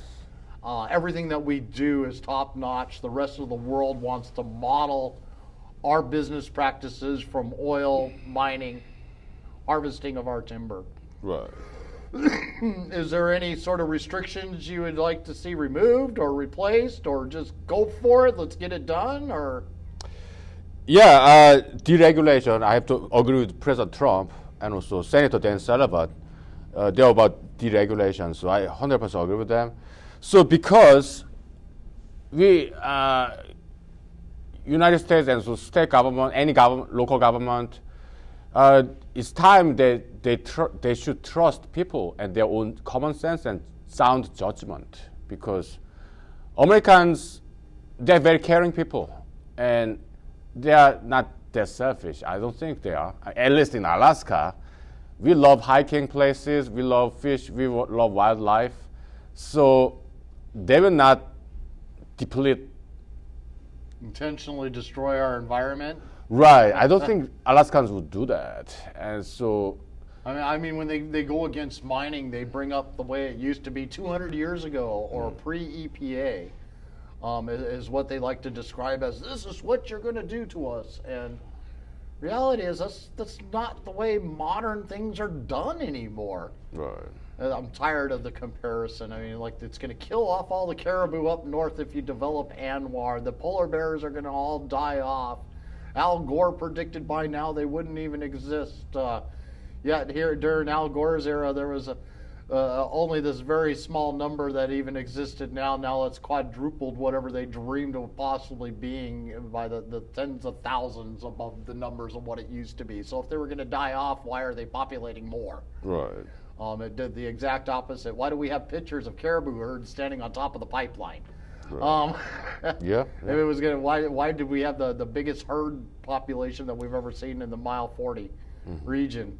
It's just amazing the what you're told and what the truth is when it's all done. But when you go down south and they still say, nope, you can't build Anwar because look what it might do to the caribou. I said, yeah, their population grew. Isn't that amazing? Man, I think we just about covered everything of value out there that we've hit upon. I mean, I'm sure we could probably go a couple more hours here just BSing away. We'll touch upon one more thing. Okay. Ranked choice voting, jungle primaries, vote by mail. We've got it coming up on the ballot measure here in November. For the jungle primaries is what we like to call it. The Democrats are scoffing the Republicans because we're making such a big issue out of it. But then we've got representatives like Representative Gabrielle LeDukes, who had 20 people in a small baby mobile home that could barely fit 5, and that would almost be shoulder to shoulder living inside of it. And there's 20 people that voted with absentee voting out of just that one mobile home. 3 dead people, we're talking 2014 and 2018 elections. We had dead people filing for absentee ballots. Yeah. I mean, they caught it in time, before they were even mailed out, but the point is that someone filed under a dead person's name to get elected. And now they want to go to the jungle primaries with ranked choice voting, where you don't vote for just one candidate, you get to vote for all of them. And go, I want him for number 1, this one for number 2, this one number 3, this one for number 4. And it basically sounds to me like we're going to let the most uninformed voters out there decide who gets elected next. Okay. Your feelings? Are you looking forward to jungle primaries, or we get to vote on it in November? Are you a yes or a no? Well, answer is no. So I think, yeah, the mail vote by mail. We know a lot of states are trying, at least experimenting with that. So we don't want to be a bleeding edge. So let's just see what happens with those states experimenting with those mail-in ballot, whatever, right? Vote by mail, as opposed to driving to the election poll, right? So let's see what happens with those experimenting states. We don't have to. Well, we got Anchorage as our own experiment. Yeah. Every year, but you can sure see the liberal agenda seems to be passing without a hesitation anymore. Where It used to be a struggle before. Now it seems to be getting flying numbers of it happening from those out there voting. I see. Yeah. So I would say no. I don't think it's necessary to switch to wholly different election regime methodology. I could see this year with the absentee ballot. We got to think about health and safety. Okay. Because of COVID, I can see doing your absentee ballot this year. Okay. And avoiding the polls, but I think you should be required to fill out the application every year you want to vote absentee, not just automatically have it shipped out to you. No question asked, or vote by mail. Is nothing more than we're going to take the voter register, and wherever address that you have listed there, we're going to send you a ballot to fill out. Who cares if you haven't lived there in the last 10 years and 50 more people have all registered to vote out of that same address, and you get 50 of them all in the mail? I see. You got to hope that everybody's honest out there and just fills out theirs and doesn't accidentally fill out somebody else's and turns it in for them. Right. Yeah, there's some concerns. Yeah, I agree with you. Totally. Yeah. You got last chance. Anything else you'd like to add into tonight's Well, discussion? let's talk about LGBT issue. Okay. What about it? Fill me in. LGBT issue. Okay, it's kind of bygone era. People don't talk about that issue anymore because it was replaced by climate change. There was a big topic, which was replaced by coronavirus, which is replaced by BLM. Okay, so all these ideologies, it just comes and goes, right? So we're in Anchorage. During the middle of all this controversy, they're currently trying to pass in the assembly. It was in the meeting last night, or this morning. Excuse me. It was in their meeting this morning or yesterday. One of the 2 days. The days this week are just blurring by for me. But they're bringing it up that if you have a child that believes that they're a transgender, and that she thinks he's a he or he thinks he's a she, that if you're one of those parents that goes and takes this child to a psychologist to see about getting some professional opinions on what the thing is being discussed there. Right. The state, or I should say the city, because this is a city ordinance that they're trying to pass, will step in on the child's behalf and take them away from you because you don't think like their child wants to think. Right. Your feelings on what they're trying to do in Anchorage right now? So, yeah, so this LGBT issue is a very complex question because it's like it has to do with Constitution. I mean, different people say different things. It has to do with science, right? And also it has to do with religion. So you have politics, religion, and science. That's how complex this LGBT issue is. Okay? I stand on the science side all day long. Yeah. And that is my viewpoint right there. What science says, that's what I agree with. If it has not been proven by science, your feelings don't matter to me. Okay. That's my cut and dry point to it, on my own personal feelings on the subject. I got you. But let's try to at least give some love to the liberals, okay? Liberalists, leftists, Democrats, okay? So let's at least try to understand what they're thinking, their thought process, okay? So their argument is this: it's about constitutional issue, it's a freedom of choice. I'm a man. If I want to be a woman, then I should be allowed to. Honestly, I believe you have the right to do that. Okay. I mean, I do not infringe upon your right to believe what you want to believe or be who you want to be. Mm-hmm. But the minute you infringe upon my rights, mm-hmm. that allows me to have those same freedoms that you want to have, that's where my problem steps in, which is where I have my controversy out there. Yeah, that's a very good point. So it's like this, okay? In American jurisprudence, there's this jurist named Newcomb Hofeld, kind of interesting. He's a very smart guy. He died young, early, but it's kind of sad. But he wrote like something like 2 or 3 articles to Yale Law Review, which is the most prestigious one, Law Review, Law Journal article. So his theory is like right and duty, the relationship between rights and duty, okay? So if I have a right, that means you have a duty. If I have right to this apple, then you have duty to respect my right to this apple, okay? So one person's right becomes another's duty, okay? So in that sense, right is same as freedom. It is limited resources, okay? Right, because my right becomes somebody else's duty. It's limited resources, not unlimited, okay? So, for example, BLM, all right? It's about rights of African Americans, right?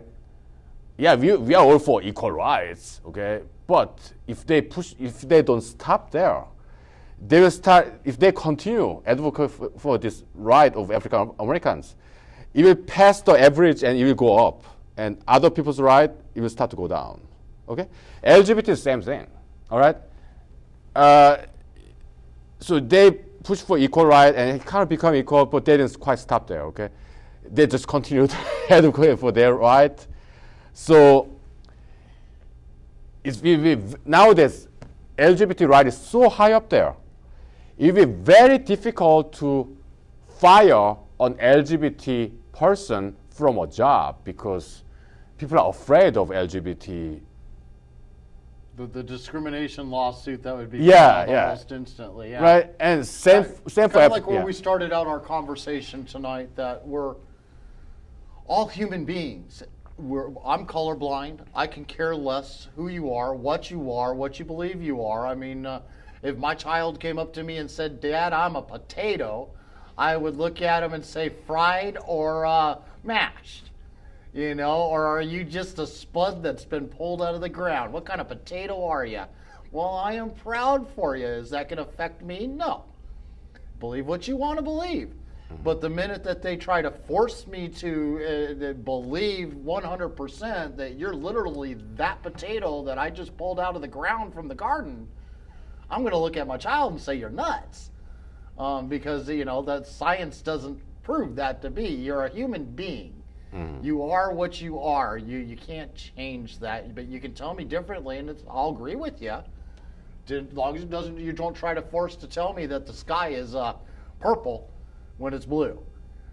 or the tabletop right here is brown instead of green. I mean, that's just not the truth. What it is what it is. Yeah. And so, like you said, if you wanted to become a woman right now, I would treat you just like a woman. It wouldn't bother me one bit. No, not at all. I mean, so LGBT or African Americans, of course, we all love them, right? I mean, we don't hate them. We love them. We care about them. But this is an open discussion where this is America, all right? To me, Alaska is the last America, okay? America is supposed to be country of freedom, right? So freedom of choice, freedom Yeah. of the way you think, Right. the way you act. Just don't infringe upon someone else's rights when you do it. Right.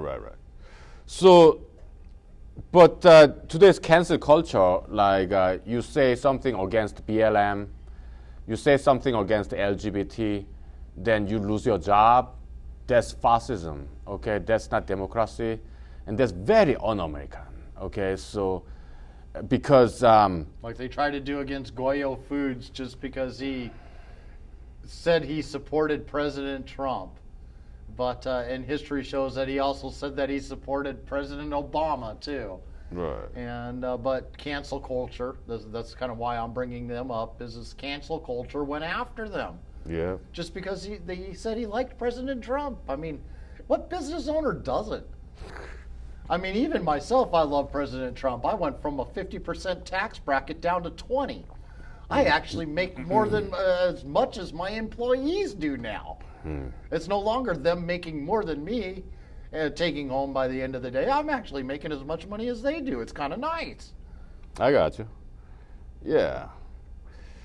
So yeah, so America, I mean, not Alaska. Alaska is doing fantastic, but the Lower 48, I don't know how Hawaii is doing because I've never been there, but hopefully they are doing great. But Lower 48, okay, America is going in the very wrong direction, okay, because can we talk about BLM? Yeah. You have more time?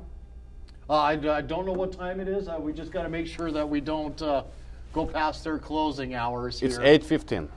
Okay, we got time. Okay. So BLM, I'm sure it started with good intention, like years ago, okay? But today's BLM has changed. Why? They got a lot of power in their hands. So unlimited power always corrupt. I mean, most of the times, many times, okay? History lesson, right? Corrupts absolutely. Right? So BLM has changed its characteristic, okay? So nowadays, it's somewhat corrupt because it adopted this cancel culture too, okay?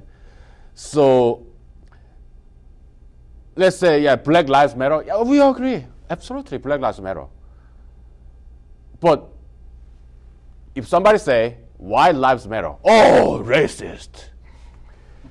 If I say, how about Asian Lives Matter? Ha ha ha ha ha, oh, Asian Lives Matter, oh, ha ha ha. Maybe people start to laugh, okay? I'm just kidding, whatever. So, I wish you were joking, but it's Huh? so accurate. but if somebody say all lives matter, oh racist. Everybody's racist. Okay, what do you mean? I mean, the bottom line to it, everybody is racist. I mean, even the ones, I mean, you're going to call someone racist just because they don't believe in the same things you do. Doesn't mean that they think any less of you as a person. It's just because I don't have the same values as you that I'm now racist. I believe all lives matter.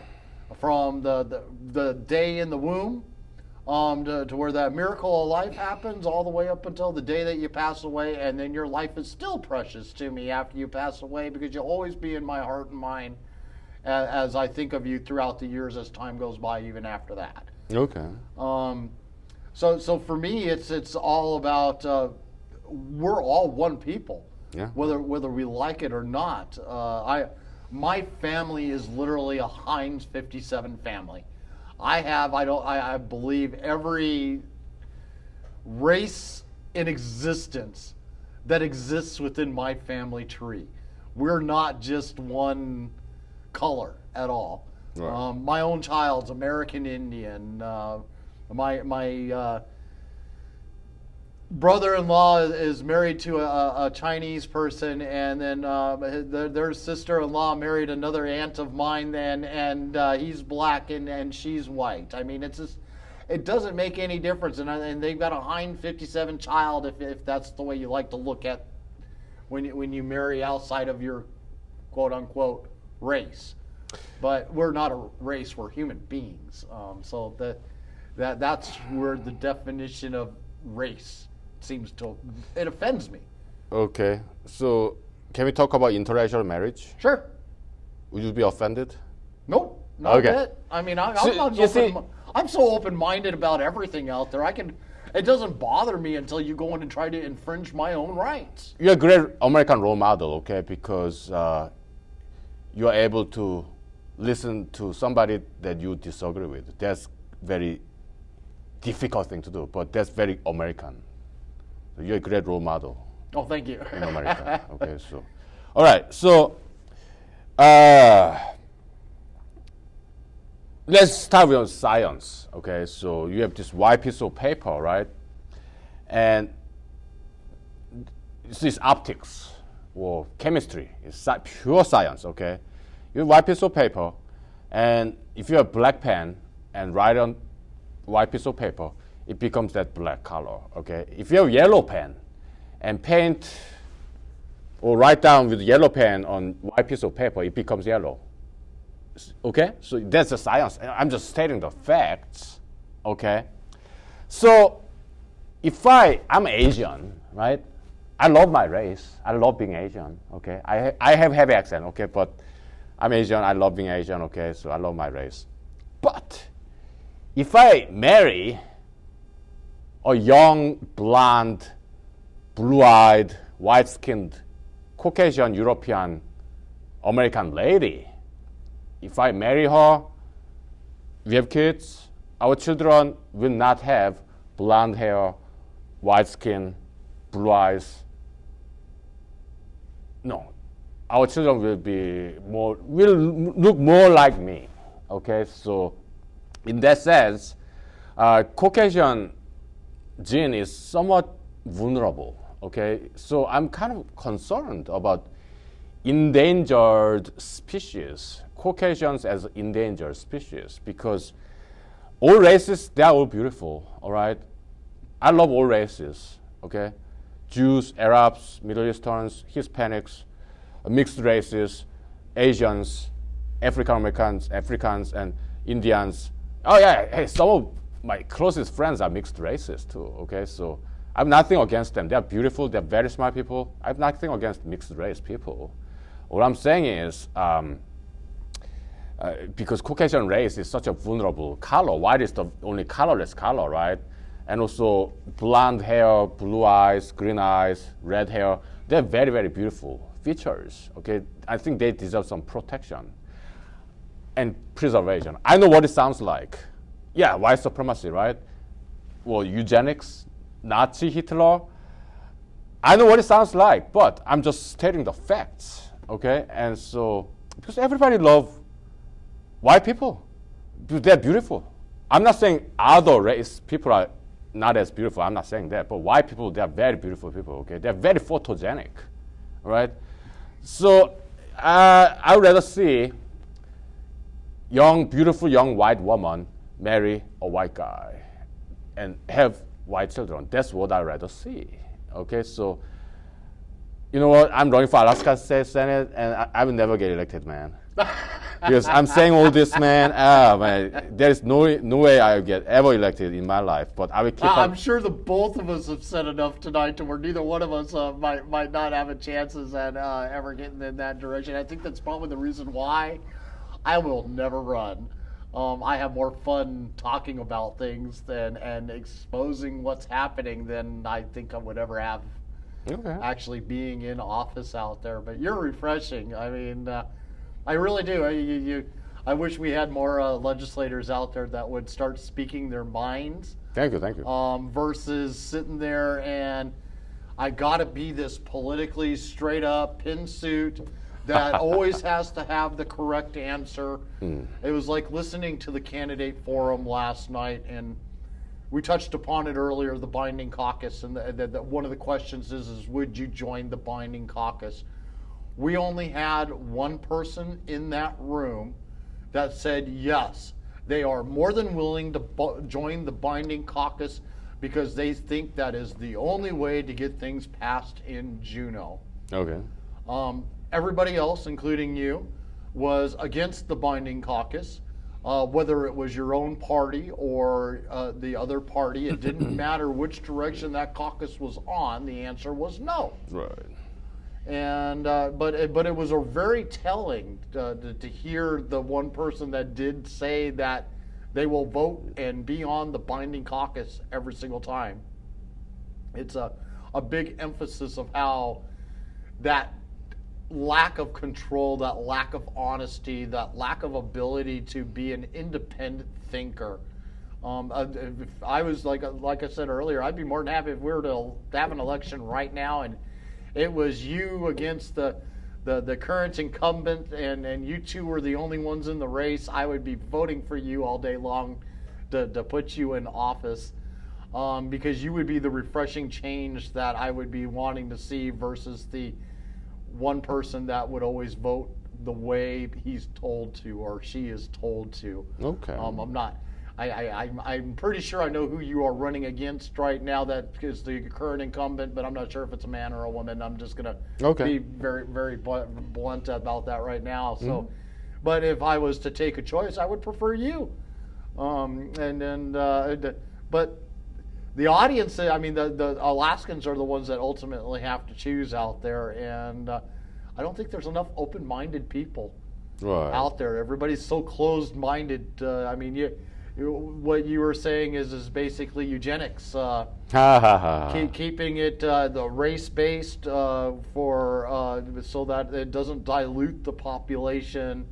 That a less open-minded person would get offended by that, but.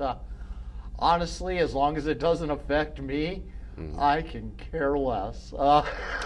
Yeah, again, your way of thinking doesn't infringe upon my rights. Okay. You're not going to be doing anything if you did get elected that was in that territory that would infringe upon anybody else's rights. Yeah, no law. There won't be any law about that. It's just suggestion. That's all.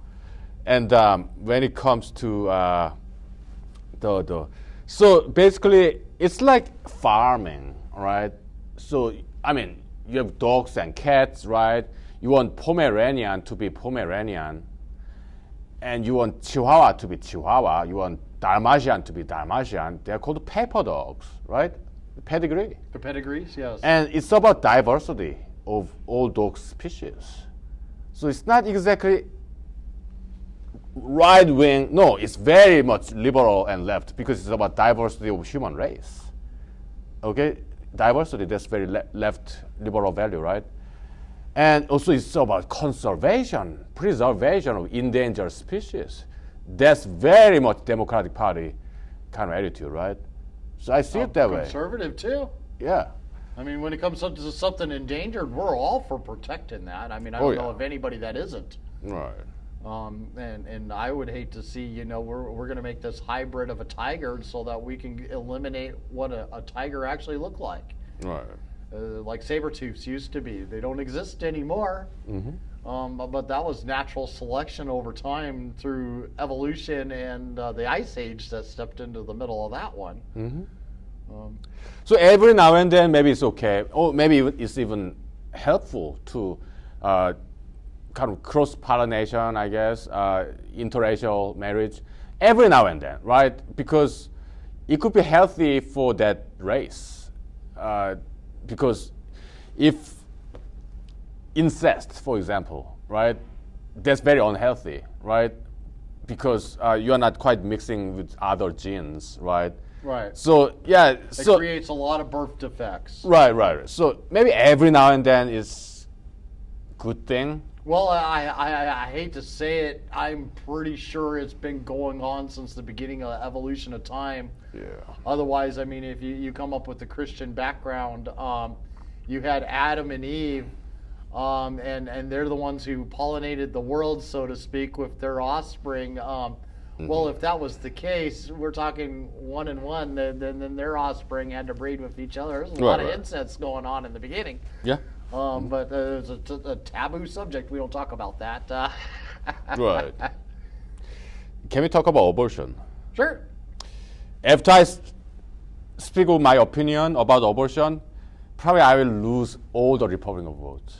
Okay, so maybe I should exercise my fifth, taking the fifth, like. You're gonna plead the Fifth Amendment, okay? Yeah, like right, right not to incriminate myself. So obviously now I lost all my Republican votes. Okay, but I keep on running. Okay, no problem. And if you run, I vote for you. Okay. Okay. But yeah, let's talk about it. Okay. So I'm kind of in between because I can understand both sides of the issue, right? Let's say well, we'll make it simple for you. Do you have a limit? I mean, I myself am a staunch conservative. I Yeah. believe in the right for life. But I'm also, I mean, I'm going to probably lose a lot of you Republicans out there for saying this. I believe that if a woman has been raped, she has a right to an abortion. Okay. This was a child that was created out of violence and a heinous crime there, and they shouldn't have to live with that life growing within them. But I do draw the line when it comes to something like that. It shouldn't take a person 6 to 9 months or any time past, say, maybe 3 months to come up with that decision to destroy that living human being. I mean, if you were raped, you don't want that child, you know early enough to where you can do something viable that is not allowing a child that would have had the ability to live a normal life to be able to live. That's why they created the morning after pill. The Democrats are saying, oh, Republicans are all mad because the Supreme Court just ruled that the morning after pill is a right. I'm going, well, I'm a staunch Republican. I don't have a problem with the morning after pill because you're taking a life that if I was to, try to do an out of the womb birth and do it in an incubation chamber and try to make that happen, the odds of it happening is less than 1% chance that this child's going to be able to even live at that point in time. I don't see that quite as a life yet. Okay. The heartbeat bill would probably be the closest that I would come. I see. There's a heartbeat, you've got a life there. I see. Okay. And so how about you? I mean, is there limits? Is there a line that you would draw when it comes to abortions? Yes, but it's very difficult question. Especially, I'm running for Alaska State Senate as a Republican. This Republican Party primary 1 month from now, but you have to understand. My view can change. Okay, so if you disagree with me, hey, I'm all yours. I'm all yours. Right? So yeah, convince me, persuade me. Maybe I will change my mind because my opinions on things has always changed, just like everybody. We change our opinions. So what is your opinion right now? I mean, right now? Yeah. Okay. Abortion, I believe abortion should be allowed at any stage. Okay, that's what I believe. So in terms of that, I'm very liberal in that issue. Okay, but I do understand. I'm Christian myself. Okay, so then how do you solve this problem? Because it is a problem. I mean, fetus abortion. It's something wrong with that, right? So we have to solve this problem. Okay, I would rather go upstream. Let's go back to the Bible. Fornication, right? That's what Bible forbids. Okay, so abortion, that's more modern issue. Okay, so because we have that technology now. Okay. Yeah, I mean, back during the Roman era, you don't see in their texts and their writings very much. I mean, it's obscure if it even really was going on back then. Versus here's the 1918 and 1900s, and now you could find abortion, not what they would call abortion clinics, but the I'll put it the most gruesome way you could ever say it, the coat hanger in the back alley. Yeah. You know, that's the time and era that they were trying to eliminate, because people were trying to eliminate those ill-gotten babies. Because if you're an unmarried woman and you got pregnant, you were shamed. You were the outcast of life back then, and they would do anything possible to make that non-public and eliminate that shaming that would occur. Right. And but we're living in modern times now. That doesn't happen anymore. Now you get shamed because you want to do it just cause. Versus then but they're not shamed. They're glorified. They're put up on a pedestal. It's kind of, I don't know. You got a very open mind when it comes to it. Yeah, hey, I understand both sides of the issue. I'm not pro-abortion, pro-life, pro-choice. I'm kind of in the middle because it is a problem. Okay, fetus dying. There's something wrong with that. I get it. Okay. So how do you prevent abortion? Well, it's about education. So you don't have sex. You wear birth abstinence. Control. You put the darn rubber on before you get started. I know the excuses. Oh, well, they break, or they don't feel right, or I don't care. If you're not doing anything to try to protect yourself to begin with, I have a problem. I really do. There's a reason why I was in my 30s before I had a child. Okay. I mean, it wasn't because I wasn't one of those dumb people out there that wasn't smart when I had sex. That's kind of the nut and dry of it right there. It's cut and dry. It's pretty simple. Yeah, so that's contraceptive solution, right? Yes. And another solution could be abstinence. Yes. Abstinence. You just refrain from those activity altogether.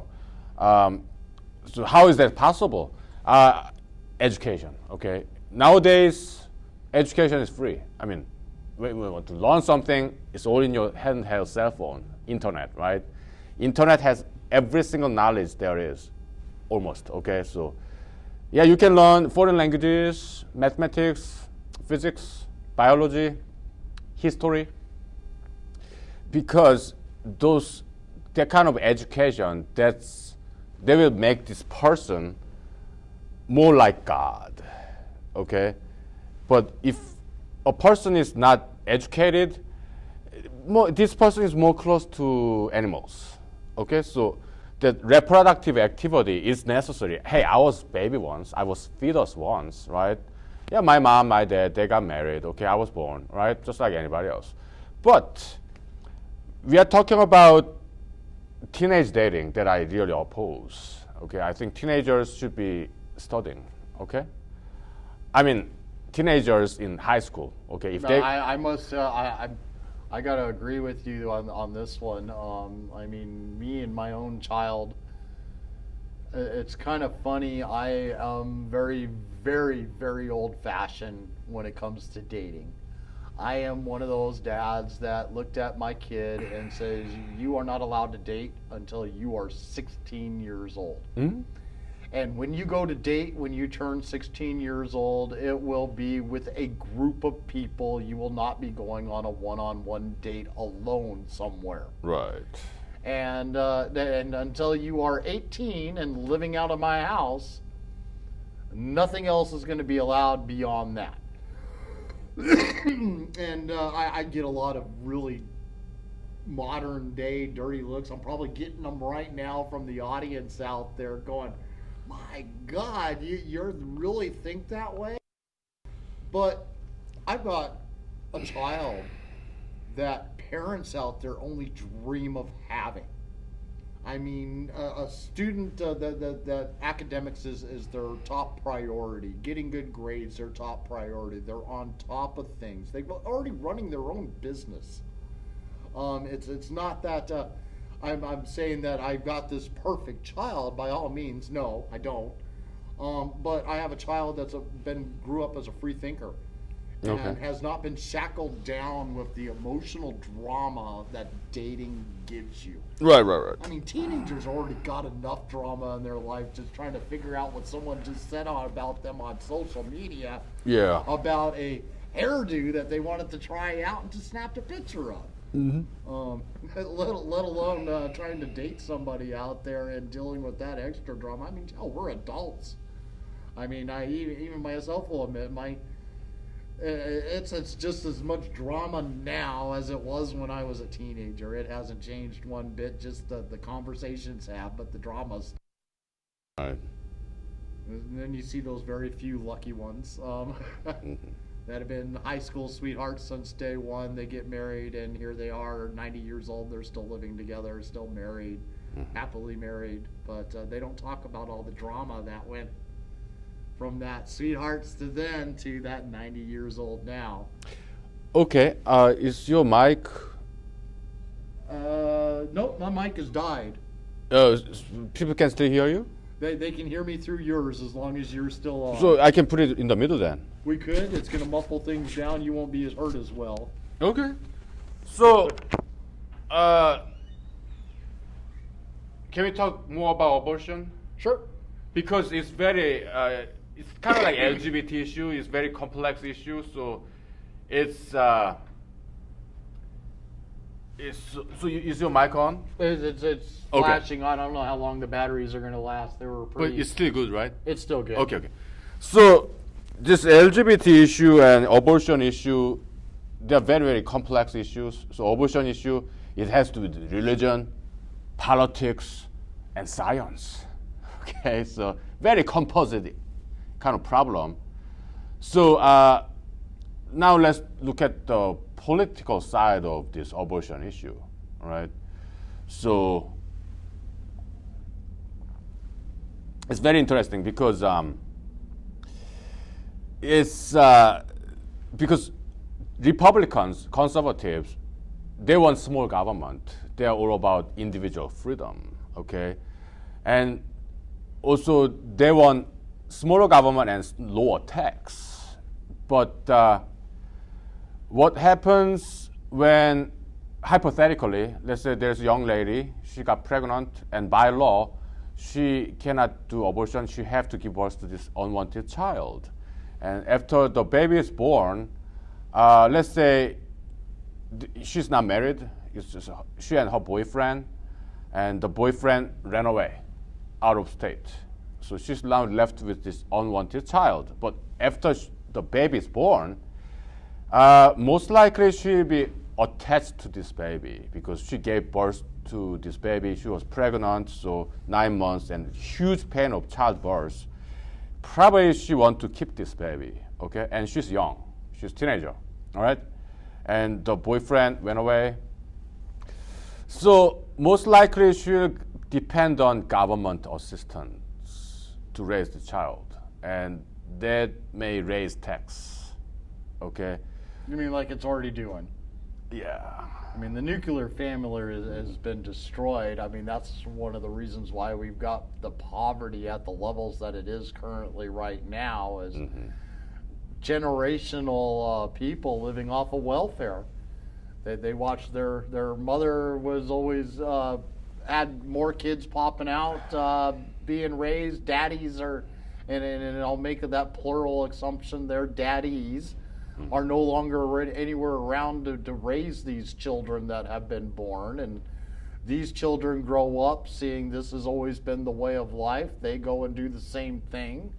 And when the males, they just go out and get the females pregnant because their daddies left. They don't see no problem with doing the same thing in their relationships, and it just perpetuates into an ongoing problem. Yeah. That's a great point. So when it comes to government assistance, so that's the political side of this issue. And when it comes to scientific perspective, Yeah, you mentioned heartbeat, fetus beating The heartbeat, yeah. and also you can sense the pain. So, again, I'm not all pro-abortion. I'm also pro-life, pro-choice. So that's why I'm kind of in between, okay? Because I can see both sides of the issue, and they have also very valid points. I look at it, you got a baby that's, say, 5 months, and the mother's life is in danger. You got to take the choice between the mother or the child. I will pick the mother every time. Okay. I hate to say that. I will pick the mother every single time. But I also look at it as if that 5-month-old, if they have a chance to be able to save that baby at the same time, I think they should take it. Okay. Not just abort the baby because. But if that mother's life is going to be in danger and there's no other alternative, that mother's life is more important to me because they're already living their life at this particular moment in time. I see. The baby does have a life. It is a soul. It's there.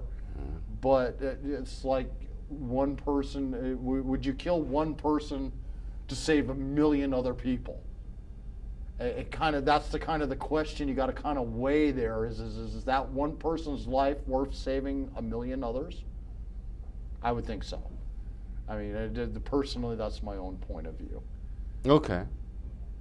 And kind of like what you're describing there, that's kind of what it sounds like maybe you're leaning towards is if, if they have a choice, that's the whole purpose behind the choice, to be able to have it. But just doing it, Rep. David Eastman got ethic charges filed against him for saying Alaskan natives are getting pregnant just so that they can get plane tickets to go to Seattle to go have an abortion. I wish I could say 100% that he was wrong in what he was saying there, but unfortunately I know he's not.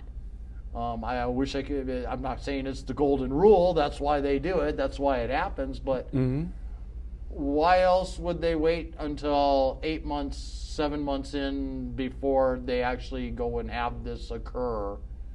Knowing that Alaska can't do abortions past a certain point because we don't have the skilled physicians up here to do it.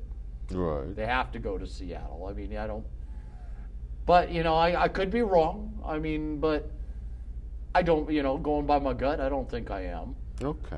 It just, there's got to be a limit, I guess, an actual realized, not just cause reason to have abortions. Okay. And another aspect is this. By now, there's no chance I will get elected, okay? So, no problem. But I keep on running, no problem, okay? I mean, I think we both have offended a lot of people today with our own personal point of views. Unfortunately for me, a lot of what I'm already saying tonight, I have put into writing. You have already read my point of views on these subjects, so there's no real shocker coming from me. But they're just getting to meet you, so to speak. We are Alaskans, we are Americans, so yeah, it's the last frontier of democracy, kind of less survival of American democracy. So yeah, we are very privileged to be in Alaska, So another dimension is this, but hypothetically, I'm just daydreaming, fantasizing, okay? Hypothetically, let's say if I win primary and then general election, if I become Alaska State Senator, my job would be to represent everybody in the district, not just Republicans. There are some Democrats, independents in this district. I have to represent them too. Why? Because I'm senator, the only one and only senator representing this 40,000 people district, okay?